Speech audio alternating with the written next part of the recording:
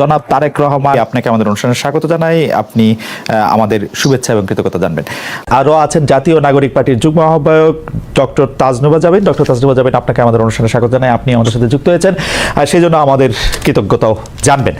আমি আপনাকে প্রথমেই যে বিষয়টার দিকে আপনার দৃষ্টি আকর্ষণ করতে চাই সেটা হচ্ছে যে এনসিপি বা এই যে জাতীয় নাগরিক পার্টি কিভাবে বিএনপির শত্রুতে পরিণত হলো, মানে বিএনপিকে কিভাবে শত্রু গণ্য করতে থাকলো। যেমন আপনাদের একটা জনপ্রিয় বয়ান আমরা এরকম শুনি যে আপনারা 15 বছর কোথায় থাকেন, 15 বছর আপনারা পারেন নাই, কিন্তু 15 বছর যে বিএনপি পারে নাই সেইটার দায় কিন্তু আমাদের সবার।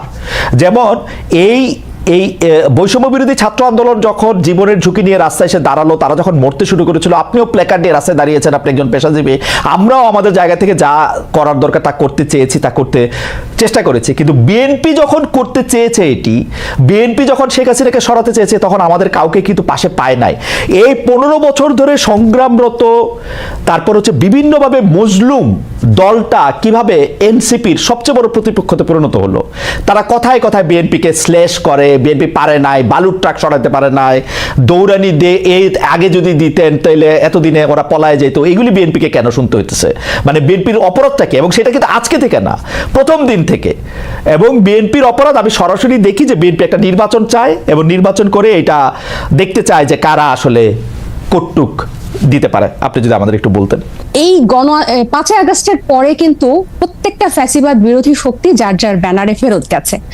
এখন যখন গণ অভ্যুত্থানটা নিয়ে প্রশ্ন ওঠে, গণ অভ্যুত্থানের ভাগিদার নিয়ে প্রশ্ন ওঠে, সবাইকে কিন্তু সমান সেটার অংশীদার তারা দাবি করে, খুব ভালো কথা। কিন্তু যখন ব্যর্থতা বা কোনো ধরনের জবাবদিহিতার মধ্যে পড়তে হয়, তখন কিন্তু শুধু ছাত্র তরুণদেরকে পড়তে হয় বা এই গুটি কয়েক ছাত্রকে ধরে পড়তে হয় যে, এবং এই শত্রু বা তারা 15 বছরে কিছু পারে নাই, এই কথাটা কিন্তু শুধু ছাত্র তরুণদের পক্ষ থেকে যায় না, এটা জনগণের পক্ষ থেকেও যায়। আপনি যদি আপনাদের এই অনুষ্ঠানগুলোর নিচে কমেন্ট গুলা দেখেন, কখনো যদি চোখে পড়ে, এখানে কিন্তু যাদের প্রকৃত অর্থে যাদের অ্যাকাউন্ট আছে, এরকম অনেক মানুষ কিন্তু খুব সুন্দর সুন্দর কথা লেখে এবং কাউকে অ্যাটাক করে না, খুব গঠনমূলক ভাবেই কিন্তু লেখে। এটা থেকে কিন্তু আপনারা নিজেরাও বুঝতে পারবেন এবং আশেপাশের মানুষ থেকেও বুঝতে পারবেন যে গত 15 বছরে একটা যোগ্য বিরোধী দল হওয়ার ব্যর্থতা কিন্তু এদেশকে ভুগিয়েছে। একটা সফল বিরোধী দল হওয়ার ব্যর্থতা কিন্তু এদেশকে ভুগিয়েছে। এটা শুধু ছাত্র জনতা হিসেবে আমরা যে বলি যে, বা এনসিপি এই নতুন করে যে এটা বলে, ব্যাপারটা তা না। আরেকটা বিষয় হচ্ছে, এই শত্রু বা এই মুখোমুখি দাঁড় করানোর ব্যাপারটা কিন্তু এক দিক থেকে না। আপনি দেখবেন এই যে কিছুদিন আগে এক টক শোতে আমার এক সহ আলোচক বলছিলেন, আমি 90 সালের গণ অভ্যুত্থানের একটা কথা বলছিলাম, উনি বলছেন 90 সালে তোমার বয়স কত ছিল? বেয়াদব, অপরিপক্ক, আদব কায়দা জানে না, তোমাদের বয়সে মানে এক একজনের, আমাদের রাজনৈতিক জীবন বা রাজনৈতিক পথ চলা তোমাদের বয়সের বেশি। এই যে খাটো করে দেখা, এই যে হেয় করে দেখা, তো এটার প্রতিক্রিয়াতেও কিন্তু কিছু কথা চলে আসে। না ডক্টর জাবিন আসেন, আমরা একটু আমার ব্যর্থতা, আমি আপনার প্রশ্নটা আসলে বুঝাতে পারছি কিনা আমি জানি না। আমার কাছে যেটা মনে হয়েছে যে বিএনপি গত 13 বছর ধরে, স্পেসিফিকলি বললে যে 2012 সালের পর থেকেই বিএনপি এই একটা সরকারের কাছে একটা দাবি জানায় আসতেছে, দরকার হলে সরকারকে বলতেছে ক্ষমতা চাইতে একটা সুষ্ঠু নির্বাচনের কথা বলতে। এবং এইটার মধ্যে কিন্তু বিএনপি কোনোদিন কোনো আড়াল নিতে পারে নাই। বিএনপি কিন্তু কোনো ছাত্রলীগের মধ্যে গিয়ে বলতে পারে না যে বঙ্গবন্ধু মহান নেতা, আমরা সবাই বঙ্গবন্ধুকে ভালোবাসি, এই কথা বলে কিন্তু বিএনপি রাজনীতি করতে পারে নাই। বিএনপিকে রাজনীতিটা করতে হয়েছে বিএনপির কথা বলেই, শেখ হাসিনার এগেইনস্টে কথা বলেই বিএনপি রাজনীতি করতে হয়েছে। তার জন্য মামলা, মোকদ্দমা, জেল, জুলুম যত কিছু করছে, চা খাচ্ছে। বৈষম্য বিরোধী ছাত্র আন্দোলনের নেতারা কিন্তু শেখ হাসিনার বিরুদ্ধে ফেসিবাদী আন্দোলনে গেছে হচ্ছে অনেক পরে, অনেক জায়গার পরে। সেই সময় তাদেরকে আমরা মুক্তিযুদ্ধের স্লোগান দিতে দেখছি, তাদেরকে আমরা বঙ্গবন্ধুর ভাষণ দিতে দেখছি, এবং আমরা দেখছি যে তারা নানাভাবে নানা ধরনের আড়াল নিচ্ছেন। বিএনপি কিন্তু এই সুযোগটা পায় না। আমার প্রশ্নটা হচ্ছে, যেই বিএনপি এত ত্যাগ করলো এবং তারা কিন্তু সরকারে গিয়া 3 জন মন্ত্রী হয় নাই, 3 জন মন্ত্রী এই বৈষম্য বিরোধী ছাত্ররাই হয়েছে। তারা কিন্তু কোনো কিছু দখল করে নাই, তাদের একটাই চাওয়া ছিল ইলেকশনে যাওয়া। এবং ইলেকশন যাওয়ার পর থেকে বিএনপিকে কি শুনতে হয়েছে আপনাদের কাছ থেকে, আপনি দেখেন আমি ছোট করে একটু বলি, আমার মাফ করবেন, আপনাদের কাছে শুনতে হয়েছে বিএনপি নাকি আওয়ামী লীগকে পুনর্বাসন করতেছে, বিএনপি নাকি আওয়ামী লীগকে নিয়ে আসতেছে। আওয়ামী লীগ দিয়া বিএনপির নেতারা যেভাবে ক্ষতিগ্রস্ত হয়েছে তার 100 ভাগের 1 ভাগ বাংলাদেশে কেউ হয় নাই। এরপরও বিএনপি কেমনি শত্রু হইল এনসিপির, এইটার কারণটা কি? মানে বিএনপিকে ক্ষমতা থেকে ঠেকানোটা কেন এত জরুরি হয়ে পড়লো? এখানে শত্রুতার প্রশ্ন না খালেদ ভাই, এই যে কেন শুধু সুষ্ঠু নির্বাচনই চেয়েছিল, নির্বাচন কেন্দ্রিক রাজনীতি তারা করেছে। এই যে হাসিনা কিভাবে এই 3টা অবৈধ নির্বাচন করে ফ্যাসিস্টের সাম্রাজ্য টিকে রেখেছিল, তাদের রাজনীতিটাই ছিল নির্বাচন কেন্দ্রিক। কারণ নির্বাচন হলেই শুধু গণতন্ত্র হবে, গণতন্ত্র ফিরে আসবে, এটা তাদের একটা রাজনৈতিক একটা চালের, এটা বা তাদের কি বলবো আমি, পরিকল্পনার ভুল বলবো, যে তারা সবসময়, আপনিই বলছেন যে তারা সবসময় সুষ্ঠু নির্বাচনই চেয়েছে। কেন তারা হাসিনার এই যে তার যে সাম্রাজ্য, 3টা বিভাগ, এই যে সবকিছু তার একক কর্তৃত্বে, একক হাতে, প্রত্যেকটা রাষ্ট্রীয় প্রতিষ্ঠানের একটা ইট পাতা যে হাসিনার কথা ছাড়া বা স্বৈরশাসকের কথা ছাড়া চলতো না, বা মানুষকে সম্পৃক্ত করার যে রাজনীতি, এটা তো বিএনপি করতে ব্যর্থ হয়েছে। এবং জনগণের কথা না বলে, জনগণ এই যে এখনো তারা যে 31 দফা বলে বলে যেসব গণভোট অসম্ভব বলছে, যেসবে আমরা জনগণকে সম্পৃক্ত করতে চাচ্ছি, বিএনপি আবার সেসব জায়গায় জনগণকে দূরে ঠেলে দিয়ে আবার নির্বাচনের কথা বলছে। এখানে কিন্তু আপনি দেখেন তারা কিন্তু আবার জনগণকে নিজেদের থেকে দূরে সরাচ্ছে।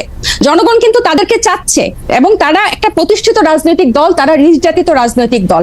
আপনি নিজেই বলছেন যে তারা সব সময় সুষ্ঠু নির্বাচন চেয়েছে।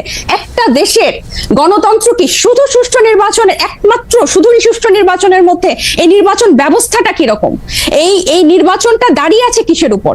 এই যে এই নির্বাচন কমিশনার গুলা, বিচারক এবং প্রত্যেকটা রাষ্ট্রীয় প্রতিষ্ঠান, তাদের মন্ত্রিসভাগুলা কিসের উপর দাঁড়িয়েছে? আইন শৃঙ্খলা বাহিনী, পুলিশ, র্যাব, প্রত্যেকটা গোয়েন্দা বাহিনী কিসের উপর দাঁড়িয়ে আছে?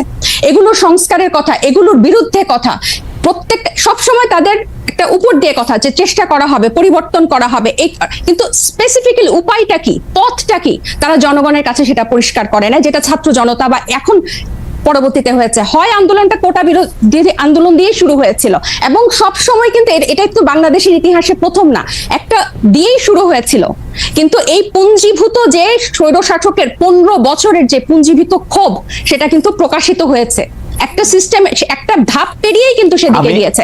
এবং আমি একটু বলি, এবং বিএনপিকে যে এই শত্রু মনে করা না, আমরা কিন্তু চাচ্ছি বিএনপিকে জাতীয় ঐক্যমত্য নিয়ে আমরা একসাথে সবাই মিলে আমরা ঐক্যমতে পৌঁছাই সংস্কারের বিষয়ে, যে মৌলিক কিছু সংস্কার হোক, তারপর নির্বাচন যে 2টা টাইম লাইনে আছে তার মধ্যেই হবে, এবং প্রত্যেকটা দল, নিবন্ধিত দল সেখানে অংশগ্রহণ করবে। এবং বিএনপির কেন্দ্রীয় নেতৃত্বের নিয়ন্ত্রণ স্থানীয় পর্যায়ে নেই। আমরা প্রশ্নটি এমনভাবে করতে চাই যে একই বিষয় কি এনসিপির জন্য সত্য না? এনসিপির কি সব জায়গায় নিয়ন্ত্রণ আছে? জামিন, আপনি শুনছেন কিনা আমি জানি না, মনিয়াপা শুনছেন কিনা আমি জানি না, আমি তো শুনছি এনসিপির পরিচয় দিয়ে স্থানীয় পর্যায়ে বহু লোক বহুভাবে চাঁদাবাজি করছে, বহু লোক বহুভাবে এনসিপির পরিচয় দিয়ে, সমন্বয়ক পরিচয় দিয়ে, আহ্বায়ক পরিচয় দিয়ে বহু লোক বহুভাবে চাঁদাবাজি করছে। এইটা আপনি এটাকে কিভাবে দেখেন? আর বিএনপির মানে বিএনপির কি প্রবলেম সেটা নিয়ে এনসিপির বিবৃতি দেওয়ার কারণ কি? মানে এইটা এইটা এটা এটা এইটা আপনি কি আসলে কিভাবে দেখেন? আসলে বিএনপির কারো দ্বারা যদি কেউ আক্রান্ত হয়, সে আইনের ব্যবস্থা নিতে পারে। আপনারা একটি রাজনৈতিক দল হয়ে আরেকটি রাজনৈতিক দলের কোথায় নিয়ন্ত্রণ আছে, কোথায় নিয়ন্ত্রণ নাই, সেটি বলার কারণ কি আসলে? কিছুদিন আগে প্রথম আলোর একটা জরিপ আমি একটু দৃষ্টি আকর্ষণ করতে চাই, যেখানে 7ই আগস্ট 2024 থেকে 31শে মার্চ 2025 পর্যন্ত একটা রিপোর্ট প্রকাশিত হয়েছিল বিএনপি এবং তার সহযোগী অঙ্গ সংগঠনের অপরাধের একটা তালিকা, যেখানে আর্থিক এবং মৌখিক সহিংসতা মানে হুমকি, চাঁদাবাজি, এটা ছিল 372টা, এবং শারীরিক সহিংসতার রেকর্ড ছিল মানে মারামারি, সংঘর্ষ, সেটা ছিল 488টা, এবং মৃত্যু 70টা। এবং এছাড়াও আপনারা জানেন যে হাতিয়ায় আমাদের হান্নান মাসুদের উপর সংঘর্ষ হয়েছে, হামলা হয়েছে, এবং প্রত্যেকটা জায়গায় আপনি যে বললেন এনসিপির অসংখ্য প্রতিনিধি করছে। আমাদের কিন্তু এনসিপির একটা আহ্বায়ক কমিটি ছাড়া আর কোনো জায়গায়, আমাদের নাগরিক কমিটির বিভিন্ন কমিটি ছিল, কিন্তু এনসিপির কোনো জায়গায় এখনো কোনো প্রতিনিধি দেওয়া হয় নাই বা কমিটি দেওয়া হয় নাই।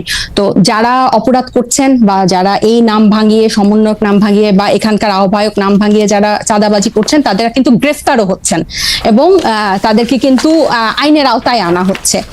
আরেকটা যেটা, এবং এই যে আপনার জনাব সার্জিস আলম, আপনাদের একজন নেতা, উনি যে 155টা গাড়ি নিয়ে ওখানে গেছেন, তার আগে হান্নান মাসুদও গাড়ি নিয়ে গেছেন, সেটাতে চাঁদাবাজি করছেন, সেটা অনেকেই বলতেছেন। আপনারা কি এটা তদন্ত করছেন? আপনারা তো একটা বিবৃতি পর্যন্ত দেন নাই। আমরা একটা চিঠি দেখছি ফেসবুকে, আপনাদেরই আরেকজন তাকে একটা প্রশ্ন করেছেন, মনে হচ্ছে যে এটা ছেলে খেলা। একটা লোক 155টা গাড়ি নিয়ে শোডাউন করতেছে, পরে আবার ব্যাখ্যা দিচ্ছে যে এটা তার দাদার টাকা, বাবার টাকা। আপনারা এটা কিছু বলতেছেন না, কোন রকম তদন্ত করতেছেন না। আপনারা বলতেছেন যে আমরা খালেদ ভাই গত এই ঈদের আগে এই সার্ভিসের ব্যাপারটা নিয়ে মনে হয় আমরা যে কয়টা গণমাধ্যমের সাথে কথা বলেছি, টকশোতে গিয়েছি, প্রতিনিয়ত এটা নিয়ে কথা বলেছি এবং এটার প্রশ্ন জবাবদিহি আনুষ্ঠানিক বিবৃতি দিয়েছেন, এনসিপি আনুষ্ঠানিক বিবৃতি দিয়েছে।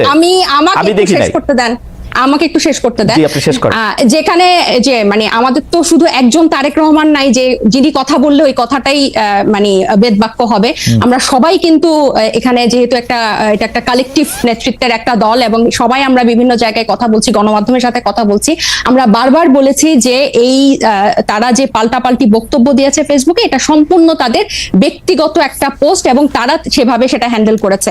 আমি আরো বলি যে আপনি আমাকে যে কথাটা শেষ করতে দিলেন না, তো এই যে বিভিন্ন জায়গায় যে তাদের এই সহিংসতা এবং তাদের যে স্থানীয় পর্যায়ে নিয়ন্ত্রণ নাই, এটা স্বয়ং তাদের দলের যে তারেক রহমান সাহেব, উনি নিজেও কিছুদিন আগে, এই 2-1 দিন আগে, ঈদের আগে একটা বক্তব্যে বলেছেন যে যারা এরকম করছেন তাদেরকে উনি ডিজোন করেন বা টানতে পারেন না। সো এটা প্রমাণিত যে তাদের স্থানীয় পর্যায়ে তাদের ইয়াটা নাই, কন্ট্রোলটা নাই, এবং নিজে উনি এই কথা স্বীকার করেছেন। আর আমাদের দলের সাথে যে আপনারা বিএনপির তুলনা করছেন, এটা এই কারণে আমি বলবো যে আমরা এখনো সাংগঠনিক ভাবে ওভাবে বিস্তার লাভ করি নাই। নতুন একটা রাজনৈতিক দলে অনেকেই কিন্তু শেল্টার নিতে চাইবে বা নাম ভাঙিয়ে এটা করতে চাইবে, কারণ এই যে এইগুলো কিন্তু এই 1 মাস আগে আমরা এসে নতুন করে তৈরি করি নাই, বরং এই পুরনো রাজনৈতিক অপসংস্কৃতির মধ্যে আমরা এসেই জন্ম নিয়েছি। সো এখন আমাদের উপর দায়িত্ব এসব রাজনৈতিক অপসংস্কৃতি পরিষ্কার করা এবং ফেরেশতার মতো বিহেভ করা। সো আমরা কিন্তু অথবা আপনার দায়িত্ব, ডক্টর জাবির, অথবা আপনাদের দায়িত্ব হচ্ছে ওই সংস্কৃতিটারও বেশি করে করা। একটু খালেদ ভাই আমি শেষ করি। ওই সংস্কৃতি বেশি করা না, ওই সংস্কৃতির বিরুদ্ধে কথা বলা। আমরা এই রাজনৈতিক অপসংস্কৃতির বিরুদ্ধে কথা বলতে চাই এবং এটা শুধু বিরুদ্ধে কথা বলা না, আমরা এটা চর্চাটাও করতে চাই। এবং আপনি যখন বলেন যে গণ অভ্যুত্থান, বা আপনারা যখন বলেন যে গণ অভ্যুত্থান এই কোটা বিরোধী আন্দোলন দিয়ে শুরু হয়েছিল, ছাত্রদের ডাকে হয় নাই, এটা গত 15 বছর বিএনপি নির্যাতিত হয়েছে, এটা যেমন সত্য। 24-এর গণ অভ্যুত্থান বৈষম্য বিরোধী ছাত্র আন্দোলনের ব্যানারে হয়েছে, বিএনপি সেই ব্যানারে এসে আন্দোলনে অংশ নিয়েছে, সেটাও সমান পরিমাণ সত্য। এখানে এটা অস্বীকার করে কোনো উপায় নাই। ঠিক একইভাবে গণ অভ্যুত্থানের যেভাবে সবাই হকদার, এই রাজনৈতিক অপসংস্কৃতি দূর করার দায়িত্ব 1 মাস আগে জন্ম নেওয়া একটা দলের যেরকম দায়িত্ব, 47 বছর আগে জন্ম নেওয়া একটা দলের দায়িত্ব। আমরা শুধু একটা বিবৃতি দেই নাই দেখে আপনি আমাদেরকে প্রশ্ন করতে পারেন, কিন্তু একটা বিবৃতি না। আপনার কথা শেষ হইলো, আমি একটু বলি, মানে এটা কথা শেষ হইলো, আপনি তো বলে যাচ্ছেন, এত সুন্দর চমৎকার কথা বলেন আপনি, আপনাকে শুনতে খুব ভালো লাগতেছে, কিন্তু আপনি যদি আমাকে একটু সময় দিতেন। জি বলেন। আপনি বলতেছেন একটা বিবৃতির কথা। আপনি একটু খেয়াল করে দেখেন, আপনারা 5 স্টার হোটেলে ইফতারি কোথায় করলেন, কে আপনাদের চাঁদা দিল, সেই বিবৃতি সেটা আপনারা বিবৃতিতে জানান নাই। আপনারা রূপায়ণটার মধ্যে 2টা বিল্ডিং ভাড়া করে কেমনে থাকতেছেন, আপনারা এই 8 মাসে আপনারা এটা জবাব দিতে পারেন নাই। আপনাদের শোডাউন করলেন কোত্থেকে গাড়িতে, এটার জবাব আপনারা বিবৃতিতে দিতে পারেন নাই। আপনারা কেন হাসনাত আব্দুল্লাহ হঠাৎ করে বললো আর্মি তাদেরকে ডাইকা নিয়ে বলছে আওয়ামী লীগকে রাজনীতিতে আসতে দিতে হবে, তারপরে আপনারা এটার নিয়ে কিন্তু কোনো একটা দলগত অবস্থান আপনারা জানান নাই। আপনারা বিবৃতি দেন না এমন না, কিন্তু আপনারা কিন্তু বিবৃতি দেন।